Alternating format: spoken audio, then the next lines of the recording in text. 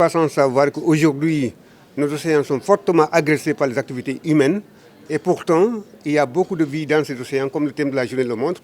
Les océans, vie et moyens de subsistance. Non seulement ça joue un rôle essentiel pour la biodiversité, mais également pour le bien-être de la population. C'est pour cela que nous devons, nous mobiliser, comme je l'ai dit dans mon discours, à trouver des solutions à ce problème-là. Et là également, il y a eu beaucoup de mesures qui ont été prises par le gouvernement du Sénégal, particulièrement en termes de protection des zones côtières. Et je crois que le Sénégal fait partie maintenant des pays leaders en matière de création des aires marines protégées. Bon, je ne dirais pas que les bateaux de pêche polluent. C'est des bateaux aujourd'hui où il y a beaucoup de discussions au vu de leurs impacts sur les ressources halieutiques, en termes surtout d'exploitation.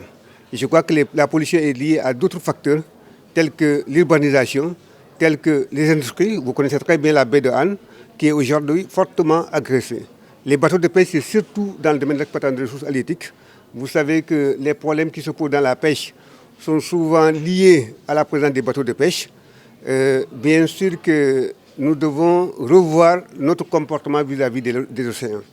Le problème doit aller au-delà des bateaux de pêche. C'est le comportement de tous les Sénégalais qui est aujourd'hui interpellé. Oui, effectivement, le Sénégal perd beaucoup. Vous savez, aujourd'hui, toutes les discussions portent sur le pétrole. Mais on oublie souvent que les ressources halieutiques constituent une ressource extrêmement importante pour le Sénégal. En termes de devises, la pêche fait partie des premiers en matière d'entrée de devises. En termes d'apport de protéines animales, je vous demande quel est le Sénégalais qui ne mange pas du poisson, qui peut rester une semaine sans manger du poisson. Donc cela veut dire quoi? Cela veut dire qu'on perd beaucoup en ne protégeant pas nos océans. En termes socio-économiques, le chiffre mythique dit à peu près 600 000 emplois, mais nous espérons que c'est beaucoup plus que ça. Mais il y a également les apports en protéines animales, comme je viens de le dire, et il y a tout un ensemble d'activités qui tournent autour des océans.